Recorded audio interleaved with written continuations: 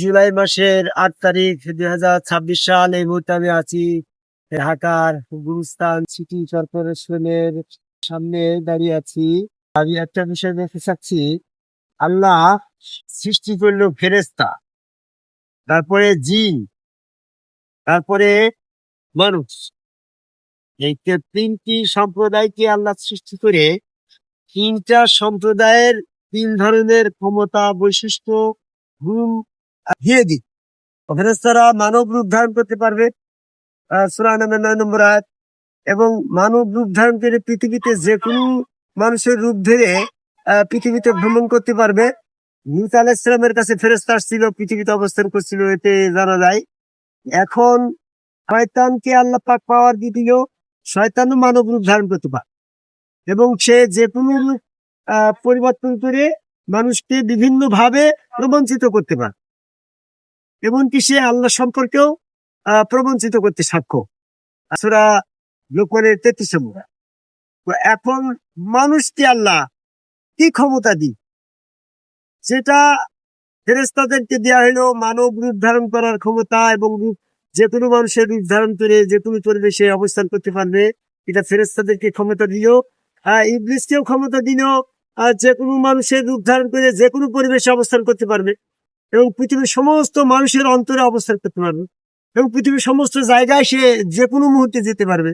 এই ধরনের পাওয়ার সে তা আল্লাহর কাছ থেকে নিয়ে। কিন্তু মানুষকে আল্লাহ পাক ওই ধরনের কোনো ক্ষমতা দেয়নি।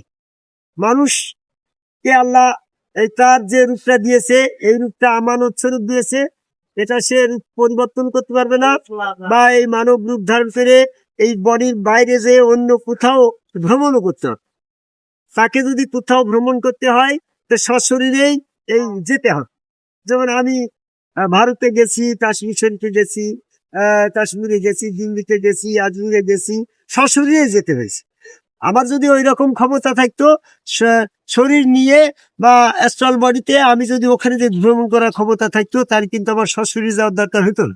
যেমন অনেক হাজী সাহেব ইচ্ছা করছে যে আমি হজে যাব, যদি ওই মানুষটার এরকম শয়তানের যেমন পাওয়ার দেওয়া আছে যে কোনো মুহূর্তে পৃথিবীর যে কোনো জায়গায় পরিভ্রমণ করে আসতে পারে, ওই ক্ষমতা যদি একজন মানুষের দিত, তাহলে সেও তো সেই মদিনায় বা মক্কায় যে হজ করে আসতে পারতো, তার এই প্লেন ভাড়া দেওয়া লাগতো না।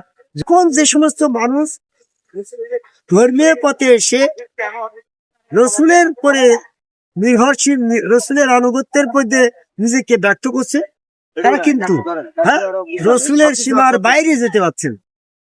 আর কিছু কিছু শয়তান আছে, তারা নিজেকে এরকম অলি দাবি করে, রসুল দাবি করে, নবী দাবি করে। তারা কিন্তু ওই শয়তানের বিভিন্ন পাওয়ার, শয়তানের যে পাওয়ার আছে না, তুমি সিনেটে বাস পড়ে জানে কিন্তু খবর দিতে পারছি, রূপ পরিবর্তন করে তোমার সামনে যে বিভিন্ন রূপে তোমার দাঁড়িয়ে, তোমার স্বরূপে তোমার সামনে দাঁড়িয়ে যেতে পারে। বিভিন্ন কলা কৌশলে আতঙ্কময় সেজদা বিরোধী লোকগুলাকে সে বিভিন্ন রকম ভাবে পদভ্রষ্ট করছে। এই কৌশলবাজ প্রবঞ্চক শয়তান, যেটা রসুলের বিরুদ্ধে, প্রত্যেক রসুলের শত্রু আছে শয়তান, প্রত্যেক নবীর শত্রু শয়তান। তোরা আনন্দের 112 নম্বর। ওই শয়তান মানুষকে পথভ্রষ্ট করার জন্য রসুলের বিরুদ্ধে যে কোনো মানুষ যেন রসুলমুখী না হয়, এই জন্য তাকে বিভিন্ন ভাবে যে কায়দায় সে পথভ্রষ্ট হয়েছে। এই আদমকে ভাই সেজদা না করে পথভ্রষ্ট হয়েছে। সূরা বাকারার 34 নম্বর আয়াত। এই আদমকে ভাই সেজদা, আল্লাহকে সেজদার এই পথটার থেকে বিরত রাখার জন্য বিভিন্ন কৌশল অবলম্বন করছে। এই বিভিন্ন কৌশলে শয়তান থেকে আমাদেরকে বাঁচতে হবে। বিভিন্ন কৌশলবাজ শয়তান একটা জায়গায় শুধু পাহারা দিচ্ছে, পৃথিবীর আর কোনো জায়গায় তার ডিউটি নেই। শুধু ডিউটি হচ্ছে মানুষ যেন আদমকে ভাই আল্লাহকে সেজদা করা থেকে বিরত থাকে। এই জন্য বিভিন্ন ভাবে মানুষকে এই সেজদা থেকে বিরত রাখছে। এই সেজদা দ্বারাই মানুষ হেদায়েত প্রাপ্ত হচ্ছে। ইবলিসের সেজদা না করেই অদৃষ্ট হয়েছে।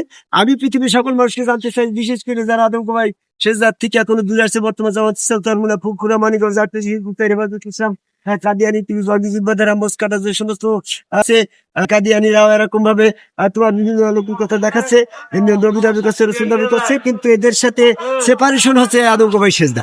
এই আদম সেজদা থেকে বিরত রাখার জন্য এদের বিভিন্ন কৌশল ভক্তিবিন্দু দিয়ে যারা যে সমস্ত মানুষ সাধারণ আছে তাদের কাছে অনুরোধ করি, লাইয়া গারানাকুম বিল্লাহি গারু, সেই প্রবঞ্চক শয়তানদের তোমাকে আল্লাহ সম্পর্কে প্রবঞ্চিত করতে না পারে। এই জন্য আদম কবাই সেজদার বিপরীতে যত পথ আছে সমস্ত পথ পরিত্যাগ করে আদম কবাই সেজদাকারী যিনি সম্মুখ রসুলের কাছে বায়ু গ্রহণ করে সেখানে আজীবন আমরণ, হ্যাঁ, ওইখানে টিকে থাকার অঙ্গীকার করে সেই অঙ্গীকার যারা ভঙ্গ করে তাদের প্রতিফল আছে, তাদের শাস্তির ব্যাপার আছে। সূরা আল ফাতির 10 নম্বর আয়াত। এই জন্য সূরা বাকারা 26 নম্বর আয়াত, মিল্লাউদ্দিন বিহি কাসিরান ইয়া হিদায়ু বিহি কাসিরান, ইহা দ্বারাই মানুষ অধিকাংশ মানুষ পথভ্রষ্ট, ইহা দ্বারাই মানুষ অধিকাংশ মানুষ হেদায়েত প্রাপ্ত। এই পথভ্রষ্ট পথকে পরিত্যাগ করে আদম কবাই সেজদার ভিতরে টিকে থাকাটাই হচ্ছে, এটা হচ্ছে ইমানি একটা শক্তি, এটা সাধনা। এই কঠোর সাধনা করেই আল্লাহ পাকের সাক্ষাৎ মুলাকাতের আশা প্রত্যাশা রাখতে পেরেই আমার কথা শেষ করি। জয় হিন্দ।